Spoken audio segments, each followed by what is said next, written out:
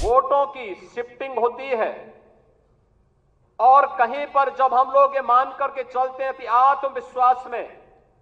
कि हम तो जीत ही रहे हैं, वो अति आत्मविश्वास कहीं ना कहीं हम लोगों को जहां चोट पहुंचाने में, उस विश्वास पर खरा उतरने में, उन अपेक्षाओं पर खरा उतरने में, जहां कहीं ना कहीं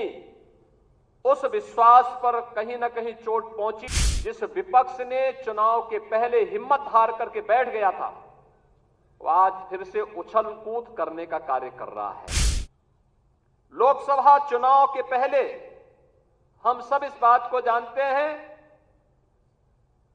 कि भारतीय जनता पार्टी ने प्रधानमंत्री मोदी जी के नेतृत्व में उत्तर प्रदेश में 2014, 2017, 2019 और 2022 में भारी सफलता प्राप्त करते हुए विपक्ष को उसकी वास्तविक स्थिति तक पहुंचाने का कार्य किया था और लगातार उस पर दबाव बनाए रखा था।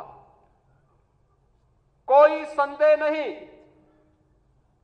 2014 में जितना मत प्रतिशत भारतीय जनता पार्टी के पक्ष में था, 2017 में जितना मत प्रतिशत भारतीय जनता पार्टी के पक्ष में था, 2022 में जितना मत प्रतिशत भारतीय जनता पार्टी के पक्ष में था, 2024 में भी आप सभी कार्यकर्ताओं के संघर्ष से, प्रयास से, प्रधानमंत्री मोदी जी के नेतृत्व में, माननीय राष्ट्रीय अध्यक्ष जी के नेतृत्व में भारतीय जनता पार्टी उतना वोट पाने में सफल रही। लेकिन जैसा वोटों की शिफ्टिंग होती है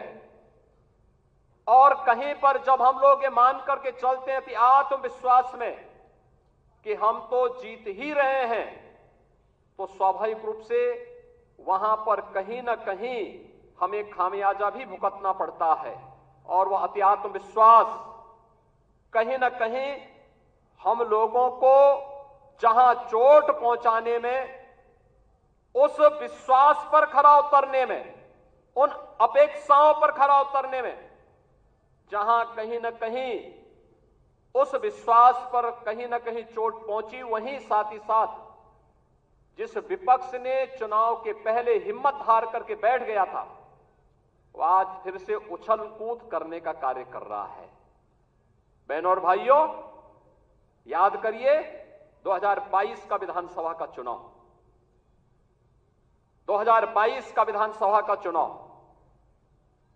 विपक्ष उछल कूद कर रहा था। चुनाव के तत्काल बाद आपने देखा होगा कैसे मारपीट पर उतारू हो गए थे, और तब हर कार्यकर्ता इस बात को सोचता था कि वास्तव में हमारी सरकार का माफिया मुक्त उत्तर प्रदेश का अभियान इन्हीं गुंडों के लिए है,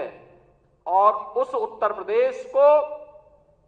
आप सबके सहयोग से आज माफिया मुक्त करने में हमें सफलता प्राप्त हुई।